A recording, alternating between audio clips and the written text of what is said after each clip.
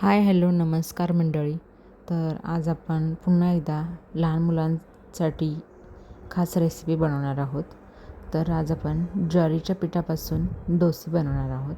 तर इथं बघू शकता मी 2 वाटी ज्वारीचं पीठ घेतलेलं आहे, 1 वाटी दही घेतलेलं आहे, टमॅटो, गाजर आणि कोथिंबीर आणि मेन म्हणजे पालक देखील आपण घेतलेला आहे. तर आता हे चाळलेलं पीठ आहे, मी हे काचेच्या बाउलमध्ये घेतलेले आहे. चवीनुसार मीठ घालते आहे मी आणि आता छान असं हे आपण हलवून घेणार आहोत.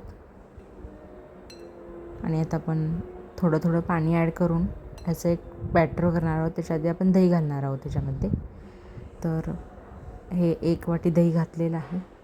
तुमच्या आवडीनुसार आणखी थोडं दही घातलं तरी चालेल किंवा दह्याच्या ऐवजी तुम्ही ताकाचा वापर केलात तरीही चालेल. तर छान असे मिक्स करून घेऊन आपण ह्याच्यामध्ये पाणी ॲड करणार आहोत आणि आपण अगदी स्मूथ बॅटर पहिला तयार करणार आहोत.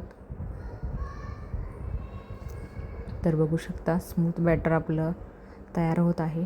आणखी थोडं पाणी घालून आपण असं एकदम केकचं बॅटर कसं असतं त्यानुसार बनवलेलं आहे. याचेच तुम्ही आप्पे देखील तयार करू शकता. तर आता ह्याच्यामध्ये गाजर, टमॅटो, चिरलेला पालक आणि कोथिंबीर हे आपण घालणार आहोत. तुम्ही ढबू मिरची असेल, कोबू असेल ते देखील तुम्ही ह्याच्यामध्ये ॲड करू शकता. लहान मुलं पालेभाज्या खायला नको म्हणतात, तर आपण अशा प्रकारे दिलं तर ते डोस्यामध्ये त्यांना दिसून देखील येणार नाही आणि ते चवीने खातील. अगदी सिंपल रेसिपी आहे. मुलांच्या टिफिनसाठी देखील पटकन होणारी अशी ही रेसिपी आहे. तर तुम्ही घरी नक्की ट्राय करून बघा एकदा. तर पौष्टिक अशी ही रेसिपी आपण तयार करत आहोत. तर इथे तवा तापलेला आहे, त्याच्यावर आपण तेल टाकून घेणार आहोत. आता आपण हे बॅटर ह्याच्यावर सोडणार आहोत.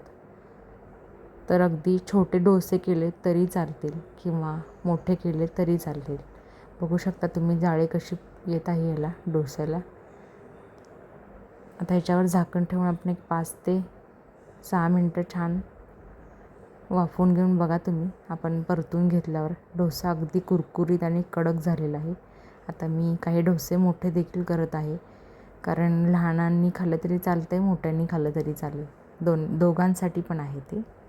तर बघा कसा कुरकुरीत डोसा तयार झाला. कसं वाटलं नक्की सांगा. धन्यवाद.